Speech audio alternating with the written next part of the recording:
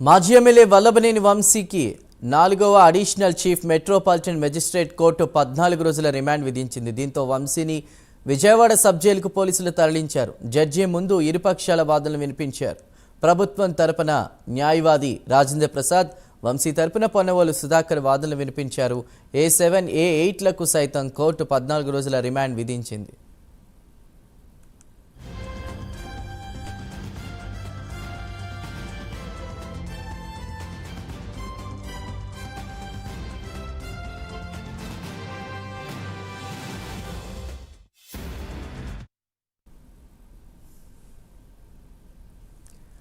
Vallabhaneni Vamsi remand రిపోర్టులో కీలక అంశాలు వెలుగు చూశాయి. సత్యవర్ధన్ను బెదిరించడంలో వంశీ కీలక పాత్ర పోషించినట్లు గుర్తించారు. వంశీ చెప్పినట్లుగానే ఆయన అనుచరులు చేసినట్లు రిమాండ్ రిపోర్టులో స్పష్టమైంది. వంశీపై ఇప్పటివరకు 16 క్రిమినల్ కేసులు ఉన్నాయని, సత్యవర్ధన్ ఫిర్యాదు వెనక్కి తీసుకోవడంలో A7, A8 కీలకంగా వ్యవహరించారని పోలీసులు తెలిపారు. మరింత సమాచారాన్ని మా ప్రతినిధి శ్రీనివాస్ అందిస్తారు. శ్రీనివాస్, వల్లభనేని వంశీకి 14 రోజుల రిమాండ్ విధించినట్టు తెలుస్తోంది. ప్రస్తుతం ఉన్న అప్డేట్స్ ఏంటి? చందు, గన్నవరం మాజీ ఎమ్మెల్యే వల్లభనేని వంశీకి విజయవాడ కోర్టు నిన్న అర్ధరాత్రి రిమాండ్ కు ఆదేశించింది. దాదాపు అతనికి 2 వారాల పాటు కూడా రిమాండ్ కు విధిస్తూ కూడా నిన్న అర్ధరాత్రి తర్వాత కూడా న్యాయమూర్తి అతనికి రిమాండ్ విధించారు. దీంతో విజయవాడలోని సబ్ జైలు కూడా వంశీనితో పాటు అతని ఇద్దరు అంశాలను కూడా పోలీసులు జైలుకు తరలించారు. అయితే నిన్న అర్ధరాత్రి ప్రాంతం వరకు కూడా ఇరుపక్షాల వాదనలు విన్నాక న్యాయమూర్తి అతని రిమాండ్ కు విధిస్తూ కూడా ఆదేశాలు జారీ చేశారు. అయితే పోలీసులు నిన్న ఉదయం నుంచి హైదరాబాద్ నుంచి అతన్ని గచ్చిబౌలి నుంచి పోలీసులు బందోబస్తు మధ్య కూడా అతన్ని విజయవాడకు తరలించారు. దాని తర్వాత కూడా కృష్ణలంక పోలీసు స్టేషన్ లో అతన్ని ఉంచారు. అక్కడ దాదాపు 8 గంటల పాటు కూడా వంశీని పోలీసులు పూర్తి స్థాయిలో విచారణ చేపట్టి అతని నుంచి వివరాలు రాబట్టారు. ప్రధానంగా ఏదైతే గన్నవరం టీడీపీ కార్యాలయం పైన దాడి కేసులో A71 గా మాజీ ఎమ్మెల్యే వంశీ నిందితుడిగా ఉన్నాడు.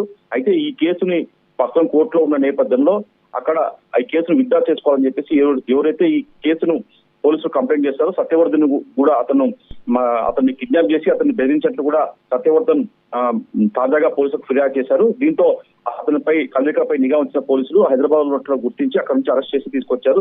దాని తర్వాత అతన్ని వంశీని పోలీసులు పూర్తి స్థాయిలో విచారణ చేపట్టి రాత్రి న్యాయమూర్తి ముందు హాజరుపరిచారు. దీంతో అక్కడ ఇరుపక్షాల లాయర్లు కూడా న్యాయమూర్తి ముందు తమ వాదనలు వినిపించారు.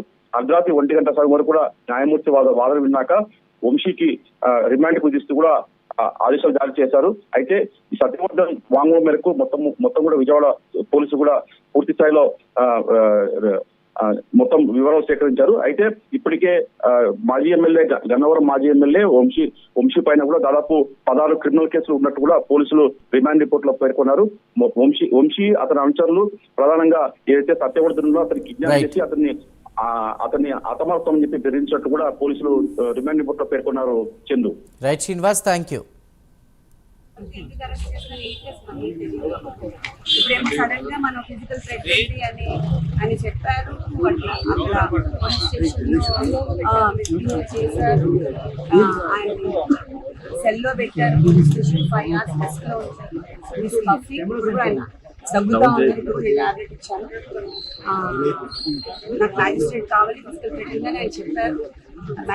మ్యాజిస్ట్రేట్ చెప్పారు, నాకు 2 అడ్వకేట్ కావాలని కూడా చెప్పారు. మరి ఇప్పుడు రిమాండ్ ఫర్ 2 weeks ఇచ్చారు.